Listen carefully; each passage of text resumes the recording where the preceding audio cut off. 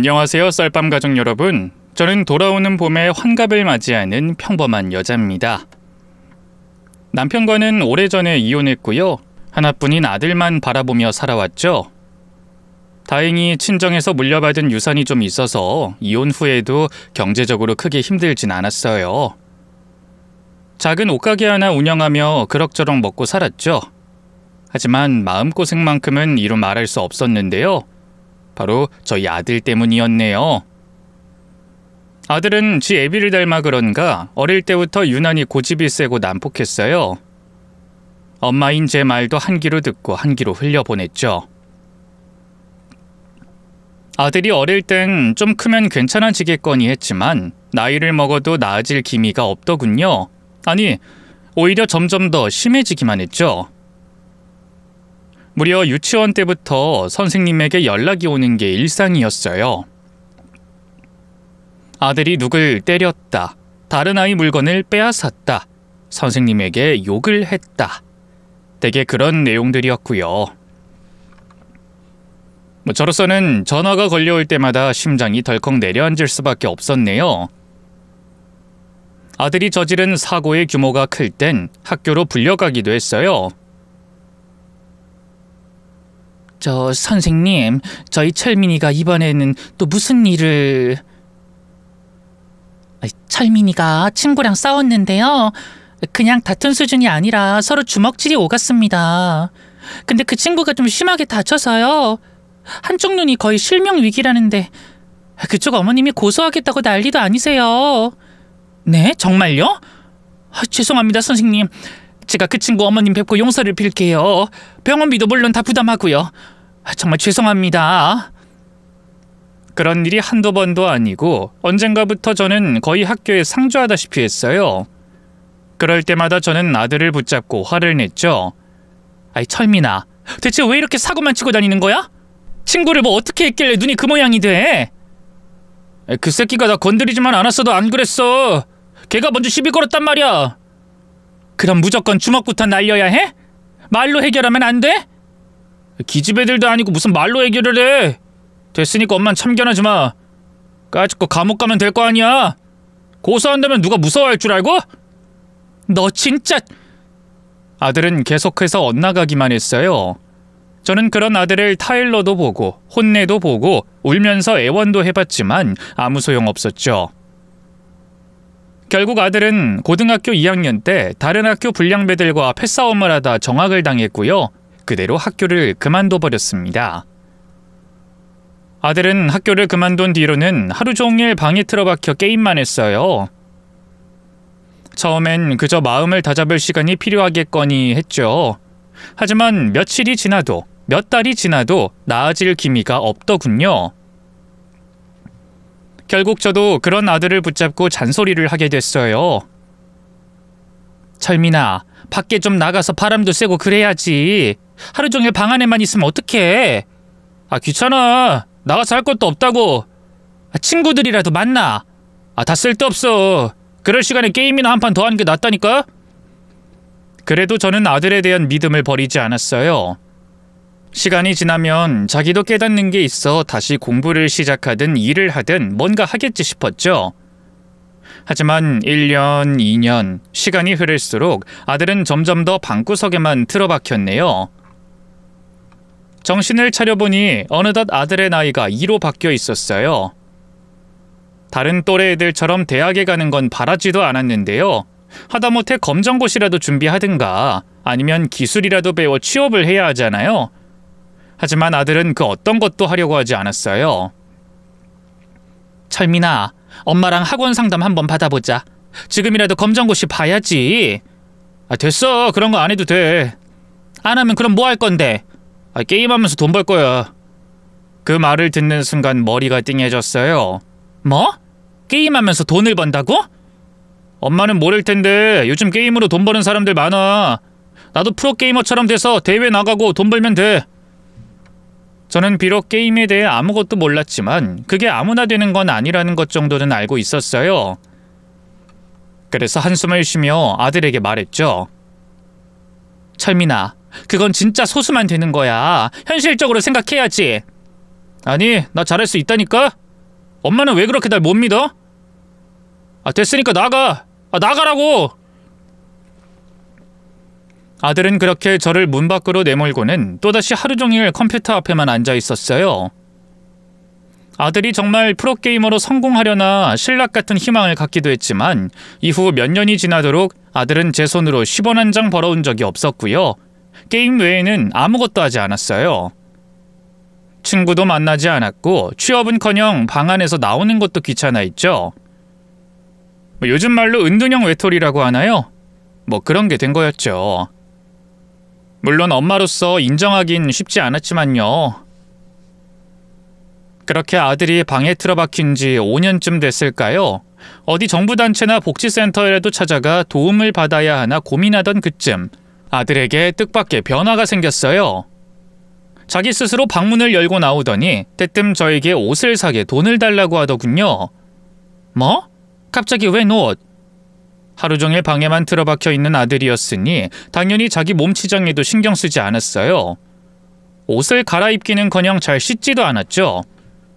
그런데 그런 아들이 갑자기 옷을 사게 돈을 달라니 얼마나 놀라워요. 뭔 갑자기야. 나 옷 산 지 오래됐잖아. 집에 있는 건 순 잠옷에 추리닝뿐이고 입을 만한 게 하나도 없다고.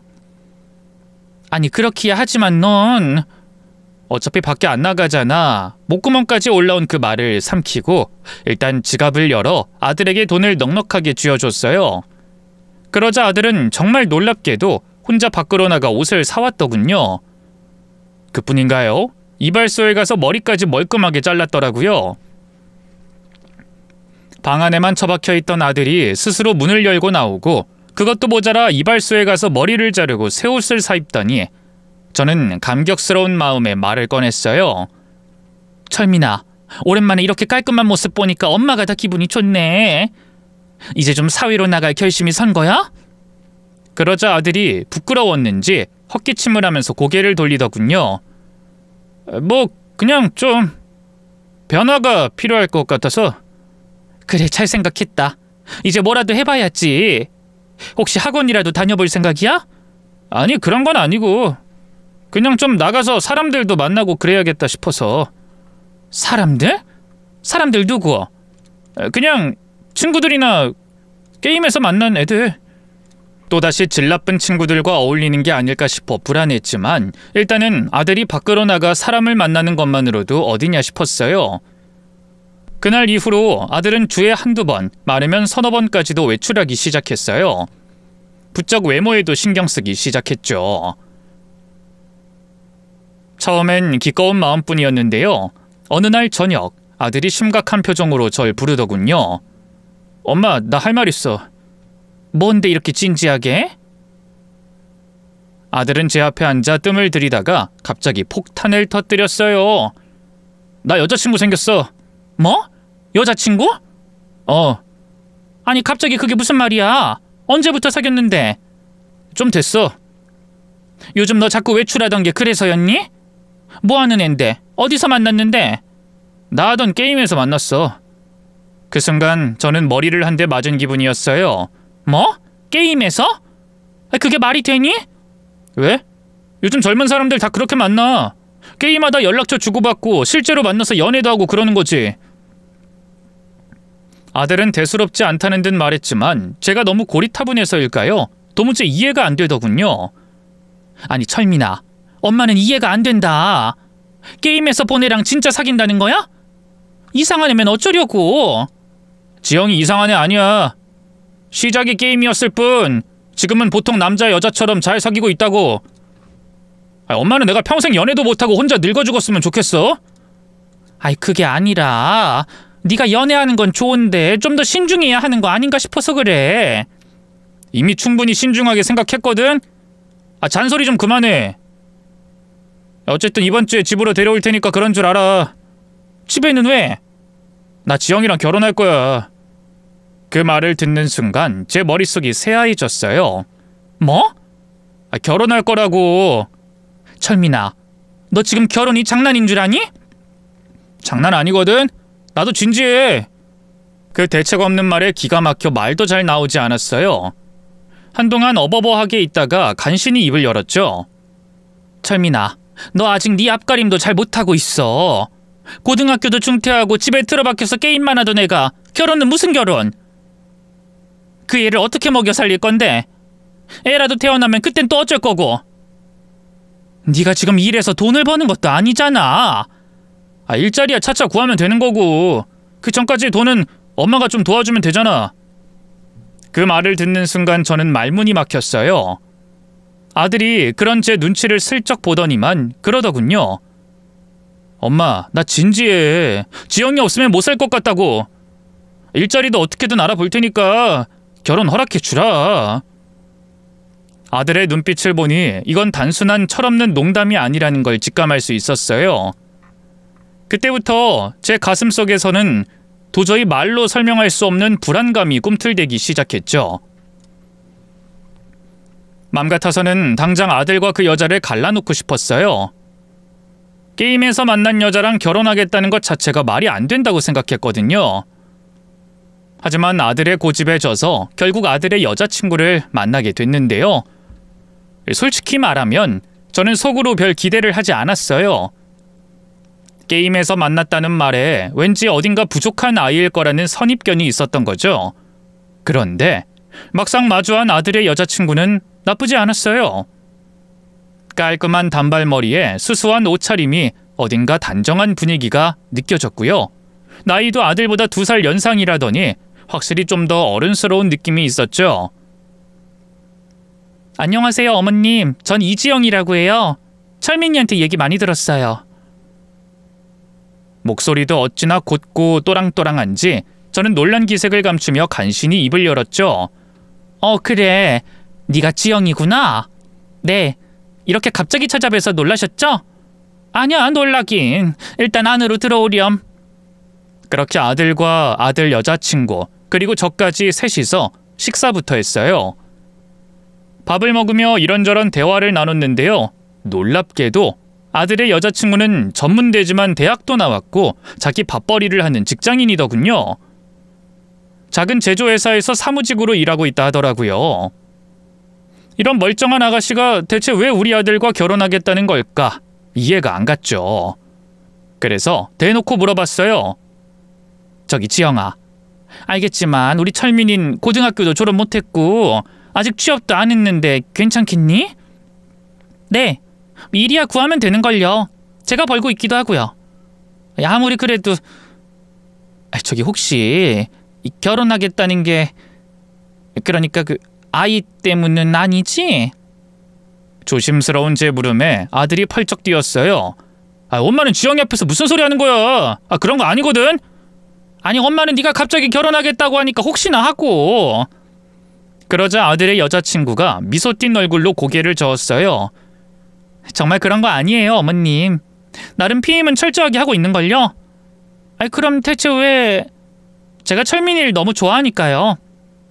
얘가 뭘 안 해서 그렇지 사실은 머리도 좋고 센스도 있잖아요. 저희 둘이 같이 잘해보자고 약속했어요. 철민이가 저 때문에 많이 바뀌었다는 건 아시죠? 앞으로도 철민이가 더 나은 사람이 될 수 있도록 좋은 직장 구할 수 있도록 같이 노력하려고요. 그 말을 듣는 순간 저는 살짝 흔들렸어요. 어쩌면 이 아이가 우리 철민이를 바꿀 수도 있지 않을까 하는 희망이 생기더군요. 게임에서 만난 여자와 결혼이라니 처음엔 정말 안 된다고 생각했는데 말이죠. 결국 고민 끝에 저는 아들의 결혼을 허락하기로 했죠. 좋아.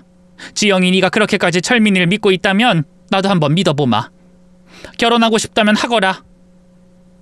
아들은 그 말을 듣자마자 벌떡 일어나 환호성을 질렀어요. 진짜 엄마? 진짜지? 그래. 근데 결혼하면 네가 제일 먼저 해야 할 일은 취업이야. 알겠어? 알았어. 나 진짜 열심히 할게. 혹시나 아들 여자친구 집안에서 반대하지 않을까 걱정했는데요. 알고 보니 예비 사돈댁 두 분은 일찌감치 돌아가시고요. 할머니 한 분만 계시더라고요. 여든이 훌쩍 넘은 어르신이었던지라 자기가 눈 감기 전에 손녀를 시집 보내고 싶었다고 오히려 저와 아들에게 고마워하더군요. 저로서는 참 잘된 일이었죠. 마음 같아선 신혼집을 따로 구해주고 싶었는데요. 아무래도 늘 끼고 살던 아들을 갑자기 내보내려니 영 불안했어요. 그래서 두 아이와 상의 끝에 함께 살기로 했죠. 다행히 예비 며느리는 크게 저어하는 기색 없이 기뻐하더군요. 제가 부모님이 일찍 돌아가셔서 외롭게 컸거든요. 철민이랑 결혼해서 부부가 된 것도 좋지만 그 못지않게 어머님이 생긴 것도 좋아요. 어머님, 부디 저를 딸처럼 생각하시고 편하게 대해주세요. 그 말처럼 며느린 결혼 후 제게 참 살가웠어요. 틈날 때마다 다가와 이런저런 수다도 떨고요. 주말엔 목욕탕에 가서 제 등을 밀어주기도 했죠. 며느리가 일을 하다 보니 아무래도 집안 살림은 거진 제가 다 했어요. 제가 당시 운영하던 옷가게는 알바생을 따로 썼기 때문에 사실 제가 매일같이 나가 들여다볼 필요가 없었거든요. 며느리는 그게 미안했는지 월급날만 되면 제게 이런저런 선물을 안겨줬어요. 뭐 그래봤자 간단한 주전부리나 비싸지 않은 액세서리 정도였지만 그래도 그 마음이 참 예쁘잖아요. 무엇보다 제일 기꺼웠던 건 결혼 후 아들에게 찾아온 변화였어요. 아들은 연애 때도 그랬지만 결혼 후엔 더더욱이나 며느리 말엔 꼼짝을 못했는데요. 며느리가 그래도 검정고시는 따야 하지 않겠냐는 한마디에 바로 학원을 끊더니요. 1년도 안 돼 정말로 검정고시 자격증을 얻어냈어요. 그리고 그 이듬해 봄엔 바로 취업에 성공했죠. 맞아요. 저희 아들이 드디어 사회인이 된 거예요. 처음에 아들이 다음 주부터 출근한다는 말을 했을 땐 도무지 믿을 수가 없었어요. 뭐? 철민이 네가 출근을 한다고? 땡땡역 근처에 있는 신발 만드는 회사야. 언제까지 지영이 혼자 돈 벌게 할 순 없잖아. 나도 이제 열심히 살아야지. 믿음직스러운 아들의 말에 두 눈에서 뜨거운 눈물이 흘렀어요. 저는 옆에 있던 며느리의 손을 부여잡고 몇 번이나 고맙다고 인사했죠. 이게 다 네 덕분이다. 아가, 너 때문에 우리 철민이가 드디어 사람 구실을 하게 됐어. 에이, 어머님도 공부도 취업 준비도 다 이이가 스스로 알아서 한걸요. 전 아무것도 한 게 없어요. 아니야, 새아가. 네가 없었으면 우리 철민이는 아직도 게임만 하고 있었을 거야. 정말 고맙다. 이후 저희 가정엔 행복만이 가득했어요. 며느리는 변함없이 살가웠고 아들은 사회인이 되어 성실하게 직장 생활을 했죠. 하지만 인생이란 게 마냥 그렇게 좋을 수만은 없잖아요. 어느 날 퇴근하고 들어온 며느리의 표정이 너무 어둡더라고요. 그래서 무슨 일이 있냐고 물어보니 청천벽력 같은 대답이 돌아오더군요. 어머님, 저 회사에서 잘렸어요. 뭐? 갑자기 그게 무슨 말이야? 네가 회사에서 잘릴 이유가 뭐가 있다고? 요즘 회사 사정이 어려워서 직원들을 구조조정한다고 하더라고요. 근데 저 같은 결혼한 여자 직원들이 우선순위래요. 아무래도 언젠가 애도 낳을 거고 육아휴직도 쓸 테니까. 그 말에 저는 분노가 치밀었어요. 아니, 그게 말이 되는 소리야? 아니, 네가 일을 못하는 것도 아니고 회사를 얼마나 열심히 다녔는데 어떻게 그런 식으로 사람을 내쫓아?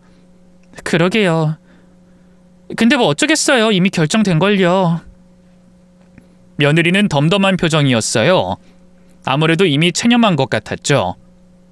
저는 그런 며느리를 위로했어요. 너무 속상해하지 말거라. 요즘 같은 세상에 여자라고 무조건 자르는 회사가 있다니. 그런 회사는 어차피 얼마 못 가 망할 거야. 네 실력이면 다른 직장도 얼마든지 구할 수 있을 테니 걱정 말고. 그때까지만 해도 저는 며느리가 다시 이직을 준비할 줄 알았어요. 그런데 며칠 뒤 며느리가 뜻밖의 말을 하더군요. 저기 어머님, 저도 원래는 다시 취업 준비하려고 했는데요. 생각해보니까 이 기회에 임신 준비를 하는 게 낫겠다 싶어서요. 임신 준비? 네, 그 이랑도 얘기했어요.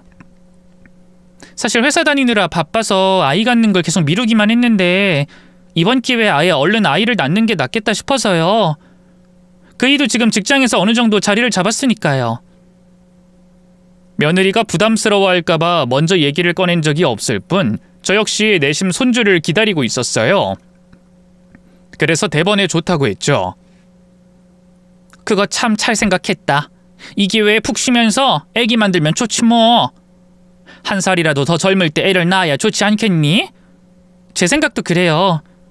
회사는 이번 달까지만 다니기로 했으니까 다음 달부터 저희 같이 더 많은 시간 보내요, 어머님. 그때까지만 해도 꿈에도 몰랐어요. 며느리와 함께하는 시간이 늘어나면서 어마어마한 갈등이 생길 줄은 말이죠. 회사를 그만둔 며느리는 그렇다고 해서 대부분의 시간을 집에서 보내진 않았어요. 나름 임신 준비를 한다며 운동도 다니고 그동안 못 만난 친구들도 만나며 바쁘게 지내더군요. 처음엔 기꺼이 그런 며느리의 자유시간을 응원했는데요. 그것도 하루 이틀이지. 며느리가 일을 그만둔 지 3개월이 넘어가자 저도 조금씩 불만이 생기더라고요. 그도 그럴 게 집안일은 여전히 제 몫이었거든요. 며느리는 일할 때와 마찬가지로 밥을 차리긴커녕 자기가 입은 속옷 빨래조차 자기 손으로 하지 않았어요. 결국 참다 슬쩍 얘기를 꺼내봤죠. 아가, 요즘 많이 바쁘니? 내일 베란다 청소를 좀 할까 하는데 나 혼자서는 힘들 것 같아서. 어쩌죠? 제가 내일은 요가 수업이랑 독서 토론회가 있어서. 빠지기 힘든 거야? 요가 수업은 하루라도 빠지면 진도 따라잡기가 힘들어서요. 독서 토론회도 말이 토론회지 동네 예비맘들끼리 모여서 임신 관련 공부하는 거라 빠지기가 좀 그래요. 건강한 손주를 낳기 위해 운동도 하고 따로 공부도 한다니 뭐라고 할 수가 없더라고요. 그래서 어쩔 수 없이 물러나려다 좀 괘씸한 마음에 다시 입을 열었죠. 그럼 오늘 저녁이라도 네가 좀 차려보렴? 너 이제 회사도 안 다니는데 너랑 철민이 먹을 밥 정도는 이제 네가 차려버릇 해야지. 에이, 어머님도 참. 저보다 어머님 음식 솜씨가 훨씬 좋잖아요. 저는 라면 하나도 못 끓이는데 그 이도 어머님이 하는 게 더 맛있다고 하는걸요? 살랑살랑 웃으면서 그렇게 말하니 저도 더는 할 말이 없더라고요. 그 뒤로도 며느리는 살림 문제에서 미꾸라지처럼 요리조리 빠져나가기만 했어요. 처음엔 이해하려고 했어요. 부모님 돌아가시고 학교 졸업하자마자 쉼없이 일만 했으니 저도 얼마나 놀고 싶겠어요. 임신의 부모가 되면 좀 달라질 테니 그때까지만 참자 했죠. 하지만 며느리가 직장을 그만둔 지 1년, 2년이 다 되어가도록 좀처럼 아이는 생기지 않았어요. 그 전까진 둘 다 젊으니까 언젠가 자연스럽게 생기겠지 했는데 나중엔 뭔가 문제가 있는 게 아닐까 걱정이 되더군요. 결국 아들 내외가 손붙잡고 병원에서 따로 검사도 받아봤는데요. 특별한 문제는 없다고 하더군요. 아니, 문제가 없는데 왜 아이가 안 생긴다니? 그러게요. 이이도 저도 아무 문제 없다는데 병원에서 난임 치료를 권하긴 했는데 이이도 저도 좀 거부감이 있어서요. 일단 내년까지는 좀 더 기다려 보려고요. 그래, 너무 조급해하지 말고 차근차근 준비해보자. 네, 죄송해요, 어머님. 제가 그동안 너무 힘들게 살아서 그런가 싶기도 하고 마음이 좀 그렇네요. 이러다 평생 아이가 안 생기는 건 아니겠죠? 불안해하는 며느리를 보고 있자니 저도 마음이 짠해졌어요. 그래서 며느리의 손을 잡고 다독였죠. 네가 죄송할 게 뭐가 있어. 병원에서 아무 문제 없었다며. 의사 선생님 말을 믿어야지. 스트레스 받으면 더 안 좋다니까 너무 걱정 말고 좀 쉬면서 기다려보자. 네, 그렇게 말씀해 주셔서 감사해요. 저는 며느리가 난임으로 힘들어하는 걸 보면서 더 챙겨주려고 노력했는데요. 그게 실수였던 걸까요? 언젠가부터 며느리의 태도가 점점 도를 넘기 시작했어요. 아주 당연하다는 듯이 집안일을 제게 떠넘기는 건 물론이고요. 제가 뭘 조금만 부탁해도 싫다는 티를 팍팍 내더군요. 한 번은 제가 빙판길에 넘어져 허리를 다친 적이 있었는데요. 집안일은커녕 일어서는 것도 힘들어서 며느리에게 얘기했어요. 아가, 내가 허리 때문에 도저히 움직일 수가 없는데 네가 집안일 좀 도와주면 안 되겠니? 많이 아프세요? 병원에서 물리치료를 받아도 도통 효과가 없구나. 의사 선생님 말로는 당분간 무리하지 말고 푹 쉬어야 한대. 그러자 며느리의 표정이 대번에 떨떠름해졌어요. 네, 뭐 그럼 어쩔 수 없죠. 시원찮은 대답에 불안했는데 아니나 다를까 며느린 그 뒤로도 손 하나 까딱하지 않았어요. 식사는 전부 배달 음식으로 대체해놓고 나머진 손도 대지 않았죠. 자연스레 빨래는 쌓여만 가고 설거지는 싱크대에 그대로 방치되기 시작했어요. 어디까지 가나 보자 싶었는데 싱크대에 쌓인 그릇에 곰팡이가 피고 화장실 변기에 물때가 껴도 꿈쩍도 안 하더군요. 안 되겠다 싶어 다시 한번 부탁했죠. 아가, 집안 꼴이 이게 뭐니? 설거지도 좀 하고 빨래도 해야지. 화장실도 너무 더러워서 말이 다 안 나오는구나. 그러자 며느린 대놓고 짜증을 내며 말하더군요. 어머님, 저도 요즘 컨디션이 안 좋아서 힘들어요. 저도 임신 문제로 스트레스가 장난이 아닌데 집안일까지 다 하라고 하시면 너무 가혹한 거 아니에요? 그 말을 듣는 순간 할 말을 잃었어요. 아니, 그동안 자기가 집안일 뭘 했다고 저한테 가혹하다 하는 건가요? 그래서 저도 모르게 언성을 높였죠. 예, 도대체 네가 뭐가 힘들어서 스트레스를 받니? 집에서 손 하나 까딱 안 하고 팽팽 놀기만 하면서. 내가 이런 말까진 안 하려고 했는데 결혼한 지 몇 년인데 아직도 밥 한 끼 제대로 차리질 못하니? 신혼 초에야 네가 맞벌이를 했으니까 내가 살림을 봐줬지. 이젠 그런 것도 아닌데. 최소한 네가 입은 옷은 네가 빨고 네가 먹은 그릇은 네가 씻는 게 맞지 않겠어? 그러자 며느리의 커다란 두 눈에 눈물이 차올랐어요. 언제는 저를 딸처럼 생각한다더니 순 거짓말이었네요. 제가 어머님 친딸이었어 봐요. 임신 때문에 스트레스 받는 거 뻔히 알면서 이렇게 집안일하라고 들들 볶았겠어요? 안쓰러워서 뭐 하나라도 더 해주지 못해 안달이었겠죠. 뭐? 이걸 시집살이라고 생각하면 안 되지. 내가 언제 너한테 눈치 한 번이라도 준 적 있니? 아무리 내 몸이 힘들어도 삼시세끼 따뜻한 밥 갖다 바쳐 속옷까지 손빨래 해줘. 그 사람이 집에 틀어박혀 사람 구실도 못하고 팽팽 놀기만 할 때 어머님 그렇게 다 안 해주셨어요? 해주셨죠? 그러면서 싫은 소리 한 번도 한 적 없었겠죠. 왜? 그인 어머님 친아들이니까. 근데 전 지금 고깝다 이거잖아요. 어머님 손주 낳아주려고 이렇게 마음고생 몸고생하고 있는 거 뻔히 알면서. 그러면서 며느린 더 크게 울음을 터뜨렸어요. 기가 막혀서 더는 아무 말도 할 수가 없더군요. 한두 살 먹은 애도 아니고 대체 뭐 하는 거니?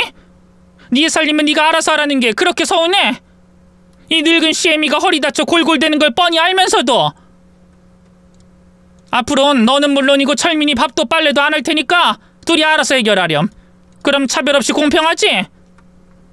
저는 그대로 돌아섰고요. 허리가 다 나은 이후로도 아들 내외 살림엔 손도 대지 않았어요. 물론 한 집에 살다 보니 칼같이 구분하긴 힘들었지만 밥도 혼자 차려 먹고 치우고요. 빨래도 딱 제 것만 했죠. 저는 그럼 며느리가 잘못했다 숙이고 들어올 줄 알았는데 몰랐는데 이 며느리가 보통 얘기가 아니더군요. 이후 아예 자기랑 아들 식사는 배달 음식만 먹고요. 옷은 입을 게 없으면 그냥 계속 새 걸로 사서 입더라고요. 세상에, 그게 말이나 되나요? 그런 황당한 일이 가능한 건 아들의 월급을 전부 며느리가 관리하고 있기 때문이었어요. 아들이 전문직이나 대기업 직장인들처럼 잘 버는 것도 아닌데 며느리는 아들 월급을 자기 좋을 대로 펑펑 쓰더군요.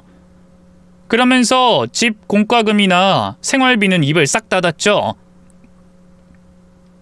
보다 못해 며느리를 불러 한 번 더 단도리를 했어요. 아가, 너 정말 이럴 거니?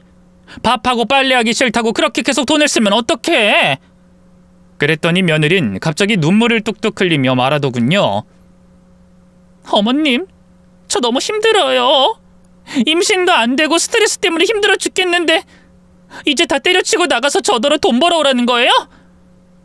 아니, 내가 너더러 돈 벌어오라는 게 아니잖아.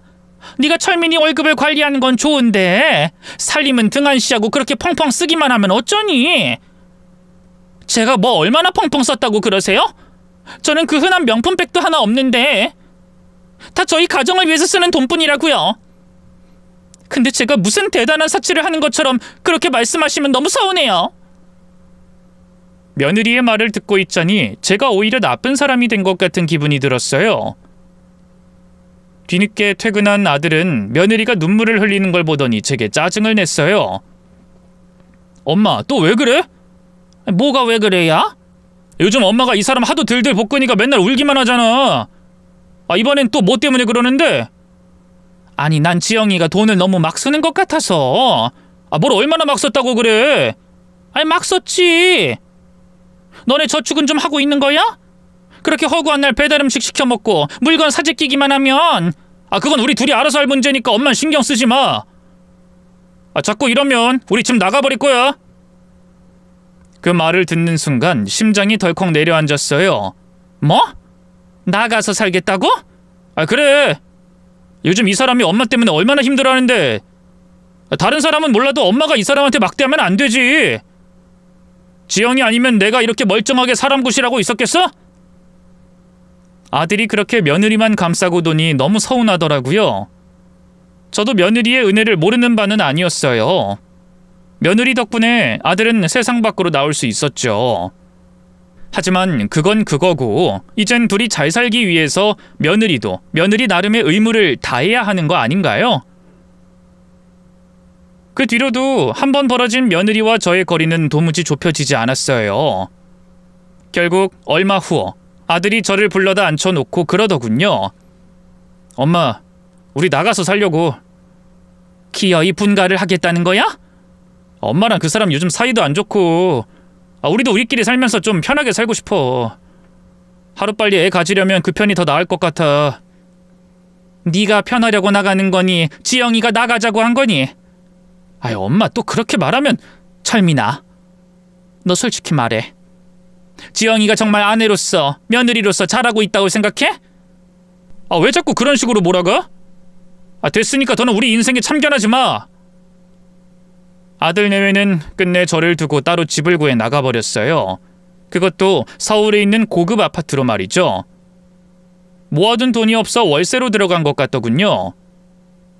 월세는 다달이 그냥 돈을 땅에 버리는 짓인데 철없는 아들 내외 때문에 한숨이 절로 나왔지만 더는 뭐라고 하지 않았어요. 저도 나름 마음을 많이 다쳤으니까요. 분가 후 아들과 며느린 연락을 뚝 끊었어요. 아들은 그나마 명절이나 제 생일에 돈도 붙이고 안부 전화도 걸어왔는데요. 며느린 일절 아무 연락도 없더군요. 그럼 며느리에게 서운했지만 그래도 더는 분란을 만들고 싶지 않아 모르쇠 했는데요. 그렇게 얼마나 시간이 흘렀을까요? 어느 날 아들에게서 뜻밖의 연락이 왔어요. 엄마, 나 이제 곧 아빠 돼. 뭐? 그게 정말이야? 지영이 애 가졌니? 이제 6주 됐대. 잘 됐지? 그 말을 듣는 순간 그동안 아들 내외에게 서운했던 감정은 싹 사라지고 기쁨이 밀려왔어요. 그럼 잘 됐다마다. 드디어. 축하한다. 지영이 몸은 좀 어떻다니? 아직은 괜찮은데 모르지 뭐. 일단은 집에서 아무것도 하지 말고 누워만 있으라고 했어. 그래, 네가 옆에서 잘 챙겨줘. 며느리가 먼저 부르지도 않았는데 가보기가 못해서 그냥 임신 축하 선물만 보내고 말았는데요.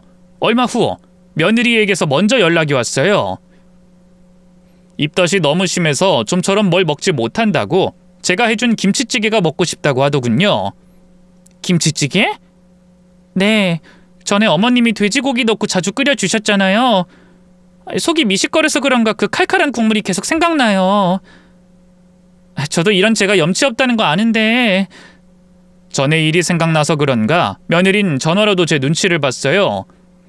그게 마음에 쓰여 일부러 아무렇지 않은 목소리로 말했죠.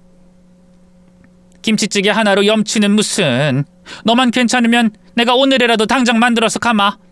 정말요? 감사합니다, 어머님. 저는 바로 김치찌개를 한솥 끓여서 아들네 집으로 달려갔어요. 오랜만에 만난 며느리는 입덧 때문에 고생해서 그런가 부쩍 살이 내려있더군요. 아이고, 얼굴이 아주 말이 아니네. 김치찌개 말고 더 먹고 싶은 거 없니? 뭐든 말만 하렴. 다 해다 줄 테니까. 그럼 저 어머님이 해준 물김치도 먹고 싶어요. 갈비찜이랑 잡채도요. 그래, 내가 내일 장 봐서 다 해다 주마. 이후 저는 틈틈이 아들 집에 들러 며느리를 살뜰하게 살폈어요. 없는 살림에 가정부 아주머니를 일주일에 2번씩 부른다기에 당장 그만두게 했고요. 대신 제가 가서 살림을 봐주고 며느리가 먹고 싶다는 음식도 만들어주곤 했죠. 이게 뭐하는 짓인가 싶기도 했는데 곧 태어날 손주를 위해선 아들 내외가 한 푼이라도 더 저축해야 하지 않겠어요? 며느리가 살림엔 영 젬병이니 제가 나설 수밖에 없겠다 싶었네요. 그런데 제가 생각했던 것보다 아들 내외 경제 사정이 더 안 좋았던 모양이죠. 하루는 아들이 집에 가려던 절 부르더니 조심스럽게 얘기를 꺼내더군요. 저기 엄마, 괜찮으면 한 1,000만 원만 빌릴 수 있을까? 뭐? 1,000만 원? 그렇게 큰 돈을 왜? 너 무슨 사고 쳤니? 아니 그런 게 아니고 집사람 때문에. 애기 태어나면 산후조리원도 가야 하고 젖병이니 뭐니 살 것도 많은데 실은 모아둔 돈이 하나도 없거든. 카드값도 꽤 밀려있고. 저는 순간적으로 머릿속이 복잡해졌어요. 뭐? 카드값이 밀려? 그게 결혼하고 나서 뭐 이것저것 돈 들어갈 일이 많았잖아. 생활비도 빠듯하고. 아니 둘이서 쓰면 뭐 얼마나 쓴다고? 그게 지영이가 임신하고 나서 스트레스가 심해서 갖고 싶어하던 가방 하나 사주고 먹고 싶어하는 것도 다 사주다 보니까 모을 틈이 없었어. 아이고 이 철없는 거사. 그런 건 좀 아껴가면서 했어야지. 애 낳고 키울 생각은 하고 있었니? 그러니까 엄마가 좀 도와주면 안 될까? 지금 형편이 너무 어려워서. 저는 한숨을 깊이 쉬었어요. 화가 나면서도 또 한편으로는 눈앞에 닥친 손주의 미래를 생각하면 어쩔 수 없었죠. 빌려주는 건 좋다만 나중에 꼭 갚아야 한다? 당연하지 엄마. 고마워. 진짜 고마워. 말은 그렇게 해도 과연 아들이 빠듯한 월급으로 갚을 수 있을까 싶었어요. 저는 그냥 곧 태어날 손주에게 주는 셈 치고 1,000만 원을 보내줬죠. 이후로도 저는 하루가 멀다 하고 며느리 집을 들락거렸어요. 아들은 일 때문에 바쁘고 며느리는 임신을 핑계로 집안일을 전혀 하지 않으니 어쩔 도리가 없었죠. 처음에는 며느리도 고마워하는 듯 했어요. 그런데 시간이 갈수록 당연한 듯한 태도를 보이더군요. 어머님, 저 김밥이 먹고 싶은데 매운 오뎅 잔뜩 넣어서요. 그래? 오늘은 좀 늦었는데 내일 해다 줘도 괜찮지? 뱃속에 애기가 지금 먹고 싶다는데 그냥 지금 해주시면 안 돼요? 애를 내세워 그렇게 요구하면 저도 거절을 못하겠더라고요. 이게 임신 유세를 부리나 싶을 때도 있었지만 일단 손주가 너무 간절했기에 다 받아줬죠. 그렇게 시간은 빠르게 흘러 며느리의 출산이 가까워진 어느 날이었어요. 하필이면 아들이 그쯤에 갑자기 지방 출장이 잡혀서요.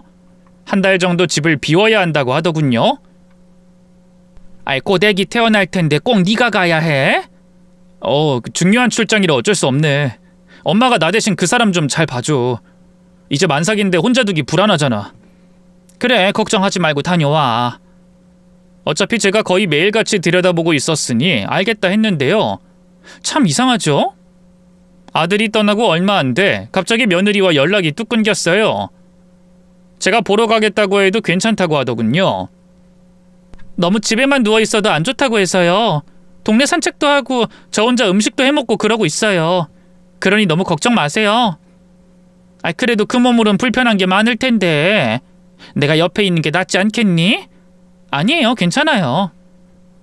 며느리가 괜찮다고 하는데 아무래도 불안하더라고요.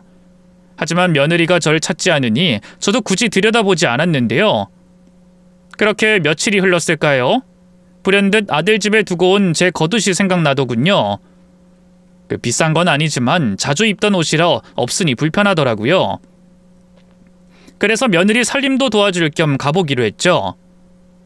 며느리 성격에 그 사이 집안을 잔뜩 어질러 놓고 설거지거리도 산더미처럼 쌓아놨을 게 뻔하니까요. 출발 전 미리 며느리에게 전화를 걸었는데요. 도통 받질 않더라고요. 결국 문자 한 통 남겨두고 바로 아들 집으로 출발했어요. 도착해 익숙하게 비밀번호를 누르고 안으로 들어섰는데요. 거실에 앉아있던 며느리가 화들짝 놀라 현관으로 나오더군요. 어머님? 연락도 없이 여긴 어쩐 일로... 나 두고 간 옷이 있어서 가질러. 전화해도 네가 안 받더구나. 평이하게 대답하던 저는 일순 제 두 눈을 의심했어요. 그도 그럴 게 만삭이라 부풀 대로 부풀어 있던 며느리의 배가 홀쭉했거든요. 저는 순간 머리가 띵해졌어요. 예, 이게 어떻게 된 일이니? 왜 네 배가... 그런데 며느린 당황한 것도 잠시 저를 보며 싸늘하게 말했어요. 뭐가요? 아니 어머님은 왜 허락도 없이 남의 집에 와요? 당장 가세요. 얼른 나가시라고요. 그 말에 저는 기가 막혔어요. 아니 지금 그게 중요하니? 애는 어디 갔어? 설마 그 사이에 애가 나온 거야? 유산됐어요. 됐죠? 이제 가세요.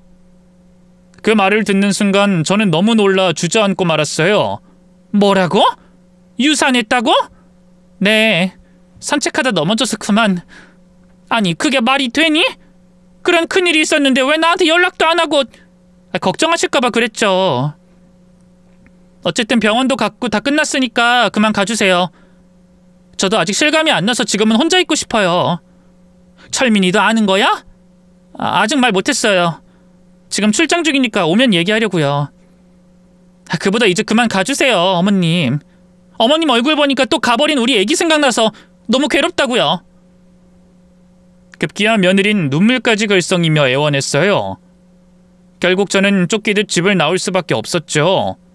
그런데 집으로 돌아가는 내내 머릿속에선 물음표들이 뛰어다녔어요. 막달에 이렇게 갑자기 유산을 할 수가 있는 건지, 왜 며느린 그렇게 큰일을 겪고도 제게 한마디 말도 안 한 건지 이해가 안 되더군요. 뭔가 이상해. 수상한 냄새가 난다고. 그렇게 결론 내린 저는 집에 오자마자 친한 친구에게 이 일을 얘기했는데요. 친구 역시 이상하다면서 제게 흥신소를 소개해 주더군요. 친구의 친구도 이 흥신소 통해 남편 바람피는 걸 잡았다면서요. 다음 날 저는 지푸라기를 잡는 심정으로 흥신소로 달려갔어요. 그 전에 아들에게 얘기할까 하다가 아직은 때가 아니란 생각에 접었어요.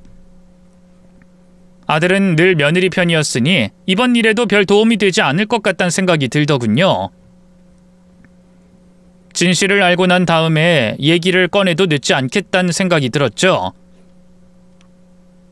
흥신소 직원은 며느리 뒷조사를 한번 해보겠다면서 일주일 정도 시간을 달라 하더군요. 생각보다 조사 기간도 짧고 금액도 그리 비싸지 않더라고요.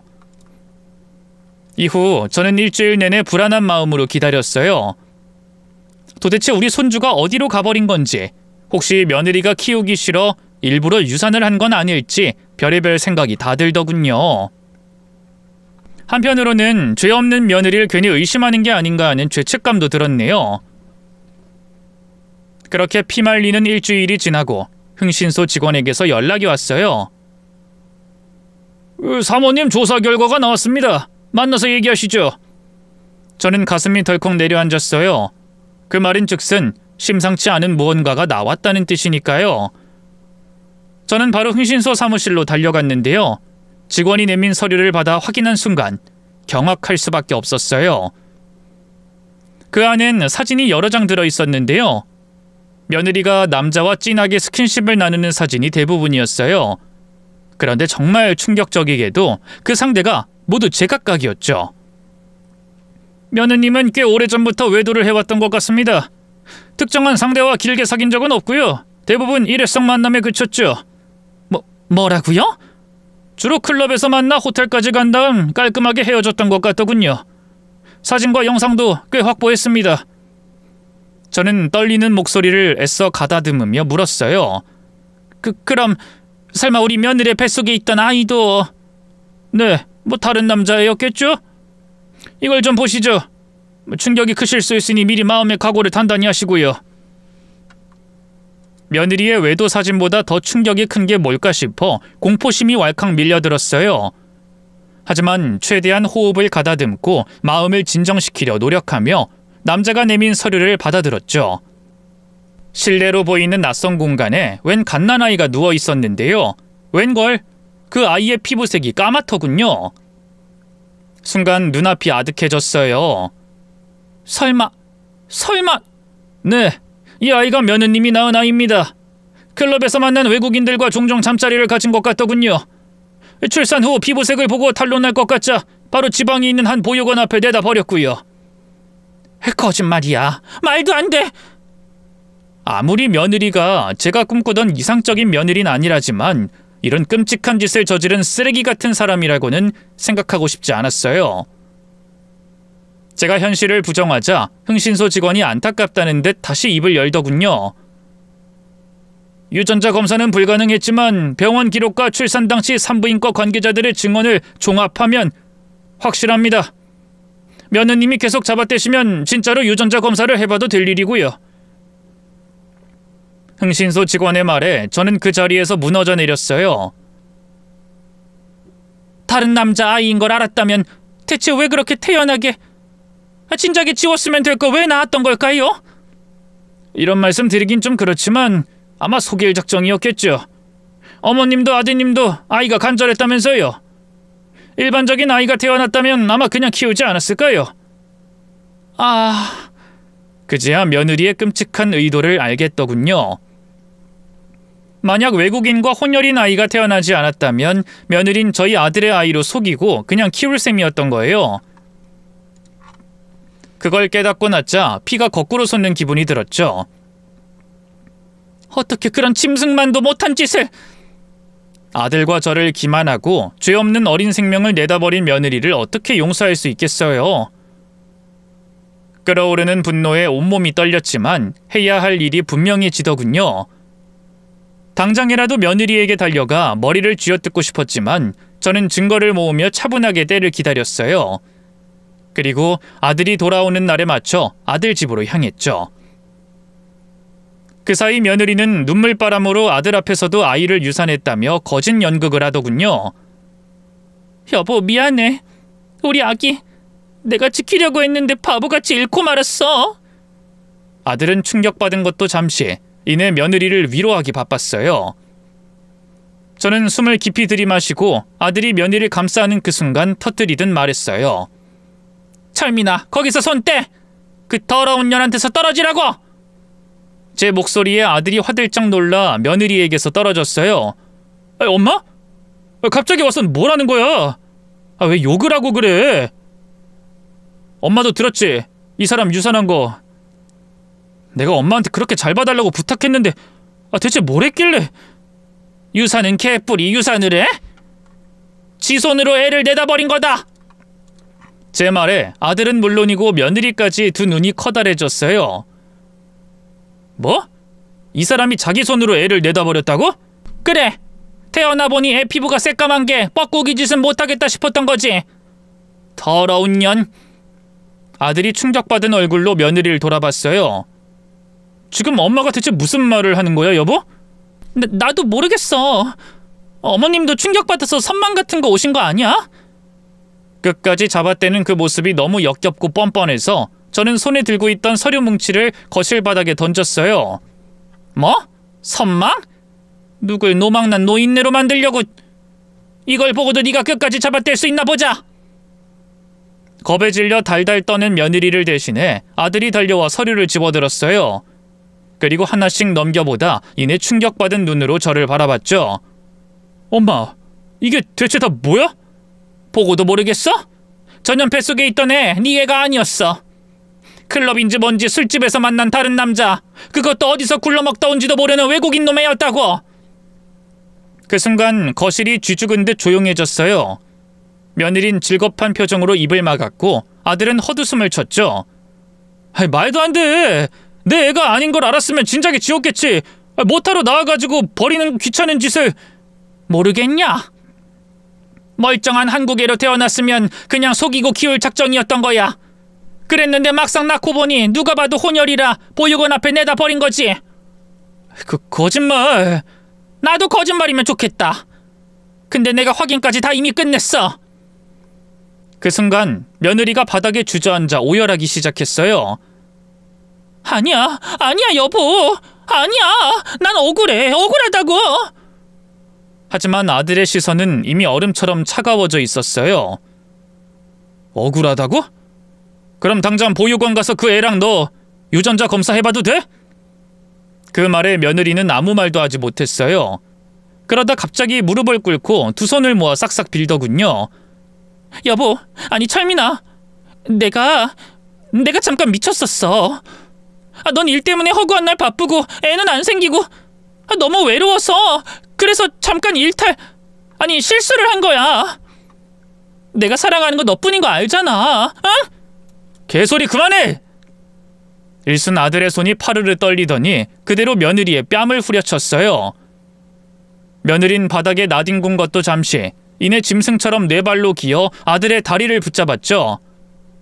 여보, 제발 나 용서해줘. 난 그냥 너무 외로워서, 너무 힘들어서 잠깐 흔들렸던 거야. 그걸 말이라고 해? 한 놈도 아니고 다른 놈 여러 명하고 원나잇을 해놓고 어떻게 외국인 놈 애를 내 애로 둔갑시킬 생각을 했어? 잘못했어. 다신 안 그럴게. 한 번만 용서해줘. 용서가 되는 일이 있고 안 되는 일이 있는 거야. 여보, 제발. 꺼져! 당장 나가. 다시는 보고 싶지 않으니까. 아들의 단호한 태도에 가망이 없다고 느낀 걸까요? 이번엔 며느리가 제게로 달려와 빌기 시작했어요. 어머님 제발 한 번만 용서해 주세요. 어머님도 저 많이 아끼셨잖아요. 잘못했어요. 제가 진짜 한 번만 다시 기회를 주시면. 하지만 저는 단호하게 뿌리쳤어요. 더러운 손 치워. 난 네가 불쌍하지도 않고 안타깝지도 않으니까. 감히 내 아들을 가지고 놀아? 어머님, 내가 널 얼마나 아꼈는데. 철민이가 너한테 얼마나 잘했는데. 이 더러운 년. 어떻게 다른 남자랑 배를 붙인 것도 모자라서 죄 없는 아이를 내다버릴 생각까지 해? 넌 죽어서도 지옥 갈 거야, 이년아. 저는 며느리의 뺨을 연거푸 후려친 다음 아들과 함께 며느리의 팔을 붙잡아 문을 열고 내던지듯 내보냈어요. 그렇게 며느린 쫓기듯 집을 나갔고요. 아들은 바로 변호사를 선임해 이혼 소송을 준비했네요. 지리한 법적 다툼 끝에 아들은 며느리와 무사히 갈라섰고요. 꽤 많은 위자료도 챙길 수 있었어요. 며느리는 그간 벌어둔 돈이 하나도 없어 재산 분할받은 돈을 전부 내놔야 했고요. 그것도 모자라 하나뿐이던 할머니가 돌아가시면서 물려준 집까지 팔아야 했네요. 완전히 빈털터리가 된 거죠. 그 뒤로 한동안 소식도 모르고 살았는데요. 얼마 전 겹지인을 통해 우연히 전며느리의 소식을 들었어요. 작은 식당에서 일하며 하루하루 근근히 살아가고 있다고 하더군요. 재혼도 했는데 손버릇이 험한 남자라 맞고 산다 하대요. 안타깝긴 하지만 다 자업자득 아니겠어요? 반면 저와 아들은 잘 살고 있어요. 사실 아들은 이혼 후 한동안 힘들어했어요. 저한테 미안하다면서 무릎 꿇고 용서를 구하기도 했고요. 아들에게 서운한 게 없다면 거짓말이겠지만 아들도 얼마나 힘들었겠어요. 결국 저는 아들을 용서했고요. 아들이 새 인생을 살 수 있도록 최선을 다해 도왔답니다. 그 결과 아들은 다시 일어설 수 있었고요. 지금은 누구보다 행복하게 살고 있어요. 이직하면서 더 좋은 직장에 들어가 승승장구하고 있고요. 좋은 여자 만나 재혼도 했네요. 그토록 바라던 아이도 둘이나 낳았답니다. 지금 며느리는 약사라 일이 꽤 바쁜 편이거든요. 그래서 제가 아들 내외 집으로 들어가 아이들을 봐주고 있는데요. 몸은 힘들어도 마음은 참 행복하고 보람찬 나날들이에요. 부디 앞으로의 미래도 오늘만 같길 바랄 뿐입니다. 긴 얘기 들어주셔서 고맙습니다. 모두 건강하세요.